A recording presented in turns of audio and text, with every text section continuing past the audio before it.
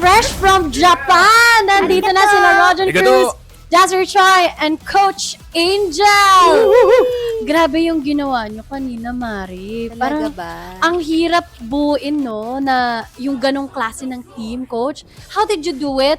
When I knew kasi na Japan yung country na mapupunta, of course, I had to think of a lot of ways to have yung mga, kumbaga yung mga, kung ano ba yung nakikita natin sa Japan, mga traditional effect na pwedeng magamit for this pyesa. Nag-isip talaga ako na ma-utilize and maipakita yun sa prod na to. And of course, there are highlights na I wanted to do. So, nung nalaman ko na Rojun, Dasuri, nako, sobrang dali for them yung mga Kayang-kaya. naiisip ko. Kaya when we started our rehearsal, first session pa lang, sabi ko, try natin to, guys. Hindi ako nagjo-joke when I say na, nung binigay ko sa kanila yung gagawin, nagawa agad nila on the first try. As in, Effortless, Coach. effortless, Grabe. exactly. Sobrang linis. Sobrang linis.